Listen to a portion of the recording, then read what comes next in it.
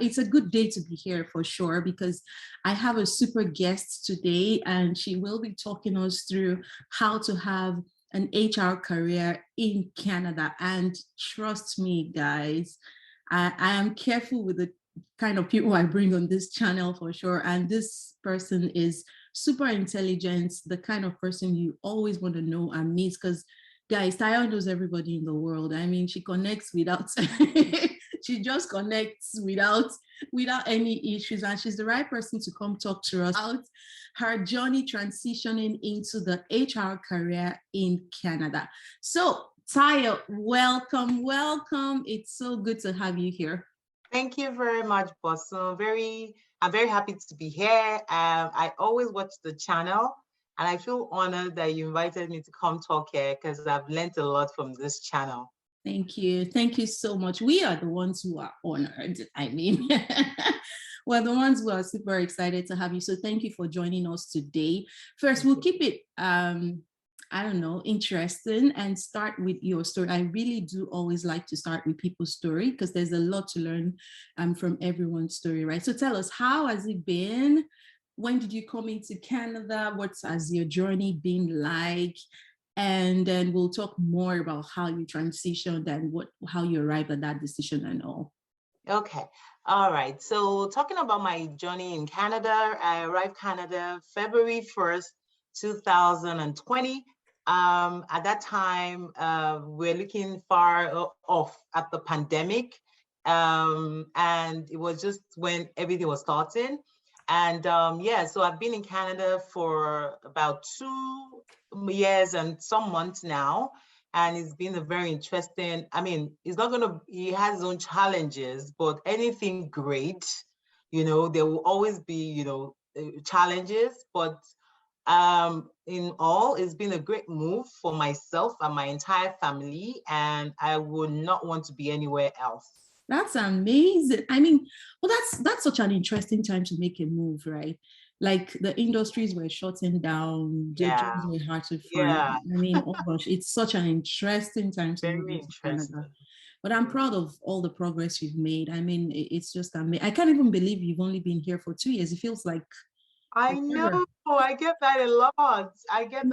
Yeah. Yeah.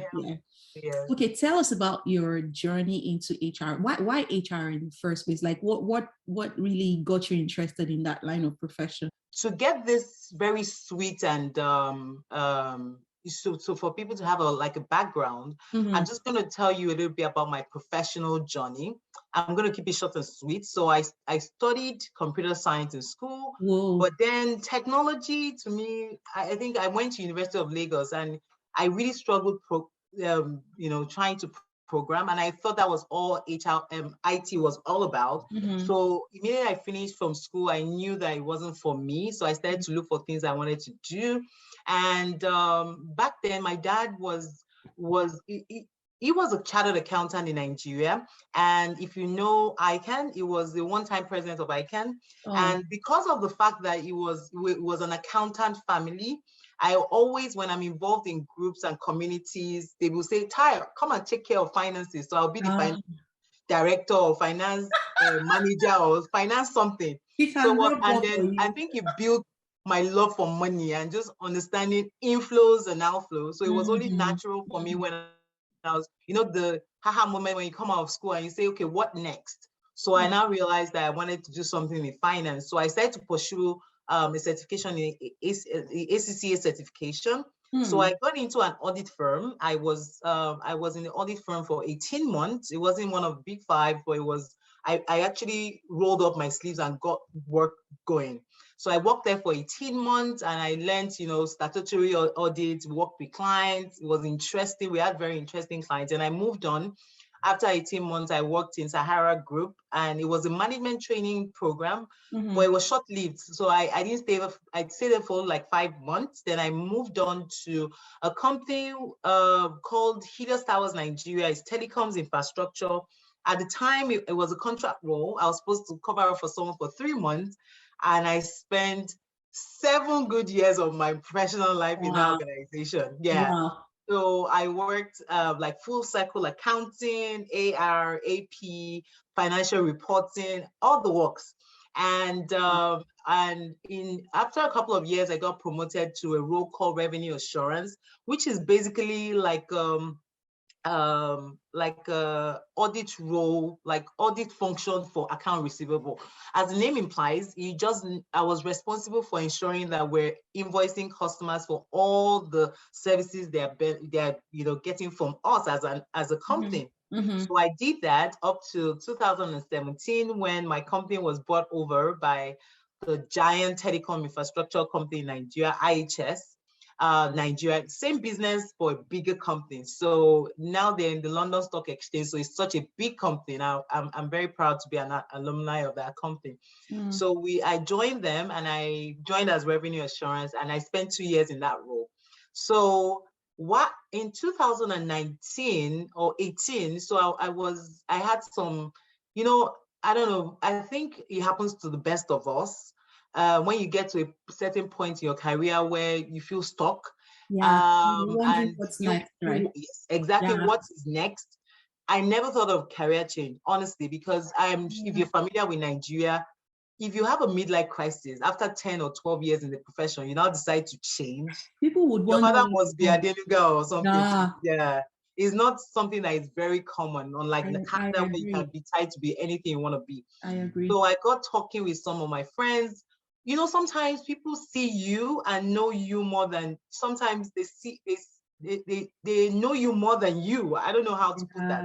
In terms of your persona and how you carry yourself and how you fit into the workspace. So I was in that moment, and I was talking to some of my peers and some mentors, and some people talked about HR, and I was like, honestly, even talking about HR, I was thinking like, why HR? But they said to sell it to me, telling me that, Tayo, whenever HR has initiatives that they were trying to propel to the company-wide, because finance people are so serious, like they're always in front of the laptop. No, I know there's that thing about HR being the expense unit. I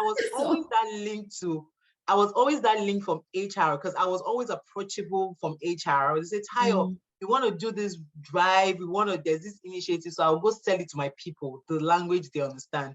Even though, so I was always having that, as a person, I was always having that questionable part of me that said, do I really fit into this finance? But I had no choice but to be there, because I started my career there.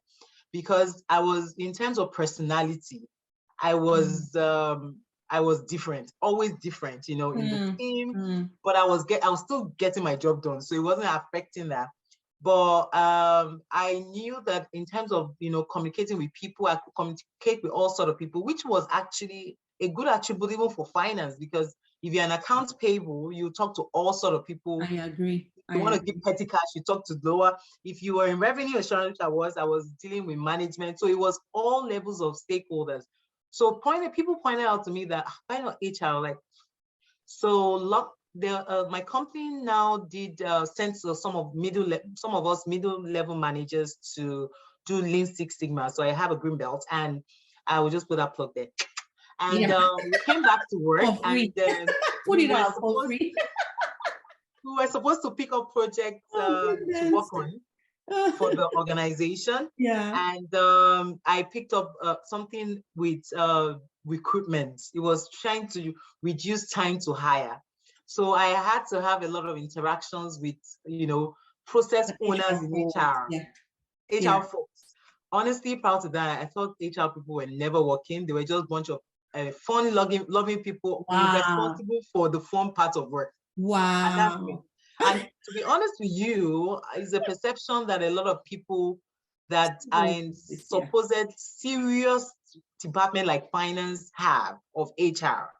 They think that they're just a bunch of jolly good fellows responsible for the fun part of work. I'm sure you know that is totally. Of course, I do know that's totally wrong. I totally get it now. Yeah. So I got involved, and honestly, eventually I pitched myself right into HR because I loved HR. It was so exciting. I felt like it was going to be effortless for me. But I But was I really do salute your courage. Like it's one thing for you to know, oh, I think I'm stuck and be aware of that. It's another thing to be able to have that conversation with people, like in a multitude of counsel, right? There's always safety. So just to be able to have that conversation with people and have that group of people around you who knows you enough to say, oh, I think would be better fit here and better fit there, yeah. Well, let's talk more around when you then landed into Canada. Like you knew, okay, I've fallen in love with this HR space, but how did you navigate your journey in Canada? Because of course, those previous experiences are so important, right? When you come into Canada, I'm always even saying, put your best foot forward, and that's the richest of your experience and all that. But for somebody who's newly transitioning, I find that Okay. fascinating. Very interesting that you said that, because honestly, between you and I and all the people watching this channel right now, I was at that point where I was going back to my finance role. When I got Wow. here, yeah, when I got here, it was pandemic, chaos everywhere, uncertainty. And when I sent out my resume, Canada is big on experience. Most of my experience was in finance. So people Mm-hmm. will look at it, random people will tell me that, Tayo, when I look at your resume, all I see is It's a someone that is an finance accountant. person. Yeah. Yeah. So I was just turned between going back, back to finance, or even finding out if I really do love this HR. Mm-hmm. And honestly, I think the turning point for me was the actual pandemic lockdown, because the world was shutting down anyway. I was talking to recruiters who I later sent emails to, and I got an automated message that they've been let go because of the pandemic. I was like, okay, if because I have all Wow. these experiences, I've been let go, what are my chances? Mm-hmm. Those were times where we're questioning whether that move was the right move at that time. But as you said, and as I said earlier, it's always great to be in the midst of people that give you like great counsel, because I was in the midst of those kind of people. And a friend of mine just mentioned that, Tayo, you know what? Instead of killing yourself and getting worried over something you have no control over, why don't you use this opportunity to get credible as an HR professional? I said, what do you mean? He said, why don't you just go back to school? After Mm. all, Mm. the government is going to give you what they call OSAP. I didn't even know what that was at the time. And all you have to do is go there and study. So immediately I had no clue where to start. But thankfully, it was kind of like a light bulb moment for me, because finally I was kind of seeing a direction, because it was so chaotic. Go back to finance, do something in HR, or just take any job. We get to that point where you come in and you decide that you take any job. Hmm. And so I ran with that quickly, and I spoke with a lady friend of mine who I knew from ACCA, and she now said, "So Tayo, do you want to do accounting?" I said, I want to do any job." So the same voice that was great, you're like, "Come out of it, Tayo. You don't say that. You have this, you have that, you did this. You don't come to Canada and say you do any job." So I mentioned to her that my friend said this, and she's like, okay, if this is what you want to do, I'm going to, introduce you to a couple of people who have this community of 8 Nigerian HR professionals. She's not an HR professional, she's an accountant, but she introduced me to someone in that group. And that was the beginning of my clarity. I had a 1 hour clarity call with someone in the group. And then when I talked about school, she immediately referred me to someone who just finished school. And she said, Wow. Tayo, I might not be able to give you the details, but this person just finished school. Talk to her. I didn't know these people from anywhere. It was just 1 hour clarity call, followed by a couple of minutes call on school with the other lady. She gave me a sense of direction, and that's it. So Hmm. I ended up going to school. I studied human resource management in Sheridan College, which was awesome, by the way. Hard work, but awesome, because I came out of that program very confident as an HR Mm-hmm. professional, which I Mm-hmm. would never have Mm-hmm. been if I Mm-hmm. came accidental HR, come to Canada and landed that first job in HR. So I immediately, What I yeah, hear from what you said right now is one, networking opened the doors for you. Just being able to connect with people, even when you didn't have the answers, right? Like they are there, they know better, and that helped. And then getting competent in that field you want to go into. I have seen that even with very close friends who, I mean, people who landed in maybe, for example, project management and stuff like that, and they've been practicing in a different way. If there's that form of uniqueness, I think it's just logical. Go to school, get the competency, and I'm glad to hear you mentioned that, because I think that's definitely a game changer for a lot of people. It is. Wow, wow, It was a game amazing. changer for me. So I know moving from finance into HR could look like end to end in terms of the roles itself and what the job is about. But what are some transferable skills that you think helped you to move into HR? Like what were the skills you had before that was easier to help you settle in, that made it easier to settle into the HR role? I think for me, being able to clearly, spell out your value-added proposition. And what I was selling personally was, I've been in finance and I understand business. So I know that a lot of HR folks run away from the bottom line, P&L, income statements, budgeting, all that stuff. But those things are in fact, if you on the HR side of things, is so easy for me. So I will sell that as a value-added proposition. I will also talk about analytical skills. So I'm not in HR, I'm not in HR analytics, anything, but if I see numbers or if I see someone present, data, I can easily take a look at it and, talk about variances, because I've been working in that space for so long that, and you understand comparing numbers, numbers, trends is just easy for me. Sure. Another thing that I would say is transferable, which is transferable for everyone, is communication. So being able to talk to different levels of people, you have stakeholders. HR is about people. So, and all kinds of people. So while you deal with people at par, you deal with people lower, you also serve as an advisor to management or people higher than you. So being able to communicate with different levels of people in the workspace is an added value. And it's something that, because I started my career right from ground zero, so I've been able to be exposed to all levels of stakeholders, which I found very valuable, even in this profession that I am right now. So that's awesome. That is totally awesome. I think that's another way to think about this. You want to go into something, don't think you don't have anything. Think about what skills you have currently that's transferable to that new line of work. And those are great points. I mean, HR people need to know the numbers, right? Because when we come up with all this initiatives and we're not thinking about the impact of that on the bottom line of the organization sometimes, but I think that's changing a lot. That's definitely changing. It is. Yeah, it is changing.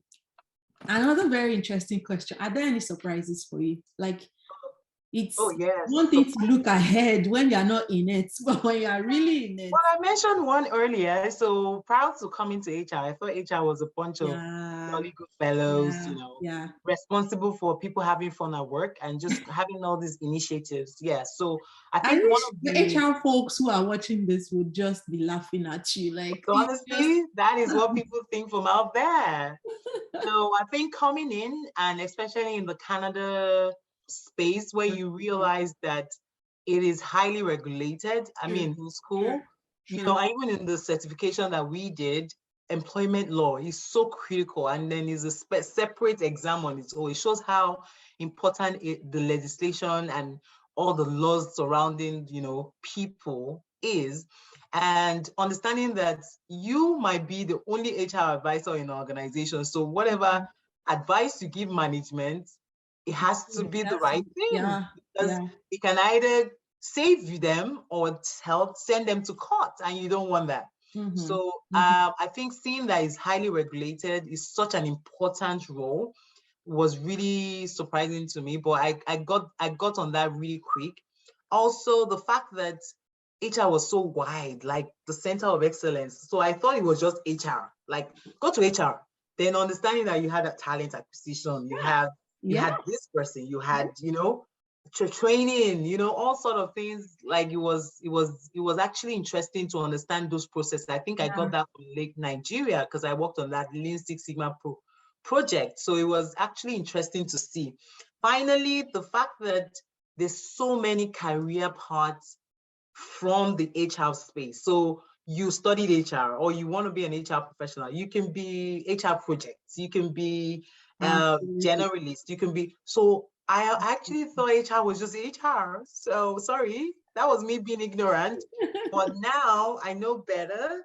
And seeing all that was actually very surprising and even made the profession very interesting for me, because if you find out that as an individual, you love people, you love them genuinely, and HR might be your thing, then not boxing yourself into, I'm just going to be like a people babysitter in the workspace, might encourage other people to look into the profession, because there's so many career paths I within the HR space. Totally agree with you. And I think one thing that really caught my attention again, I mean, it was great, everything you said, was the fact that HR has so many career paths.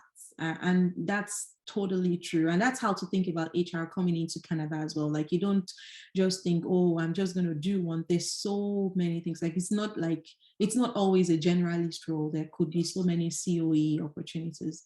Well, thank you so much for all the insights. One final question would be, if someone was planning to transition their career and you were to advise the person, what advice would you give that person? Okay, so I'm going to say one. I have three advices. One is a very common one that people say a lot, but it's very critical. Know your why exactly. You have to know, you don't want to jump into HR because back home you were not working and you feel HR is easy and you just want to jump in. I hope you watch the other parts of this video and understand that the regulations surrounding HR is so important. It's not a joke. Secondly, you have to genuinely love people. This is not, why do you want to do HR? I think I like people. It's not human resources. Nope. You have to actually come from a genuine space in you. Genuinely love people, want to work with people, all levels of people, and you want to, you want to use available resources to help them, either in the workspace or in different levels in the workspace. So you have to genuinely love people. Finally, you have to be prepared to keep learning and growing.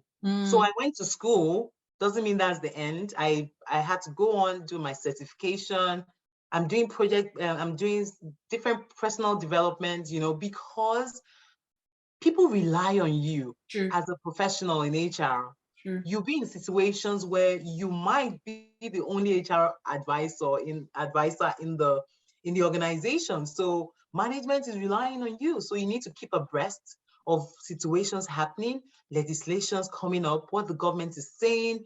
You have to keep learning and growing. And if you don't want to, then maybe the profession isn't. Wow, that's so amazing. What I'll just add is you have to love the people and love the business as well to help the business achieve its goals through the people within the business. That's, I cannot thank you enough. I think you're one of the bravest people I know. I keep thinking about myself and how long I've been in HR, and I keep asking, have I ever thought about doing something else? But here is someone who's had a full career and make the switch. So that's so impressive. Thank you so much, Tayo. It was a pleasure having you here, and I hope we get to have you again sometime. Thank you for having me. I'm glad I made it to the Wall of Fame. Oh my goodness, you guys keep saying that. But thank you. I'm really grateful for your time, and we're grateful for all the insights shared as well. Thank you very much. Thank you. Bye, everyone. Thank you for listening. So guys, that's it. And thank you so much for watching. I hope you enjoyed this. And if you do, please subscribe and please like. And once again, thank you so much to Tayo for spending that time with us today. All right, enjoy the rest of your day and see you again sometime soon.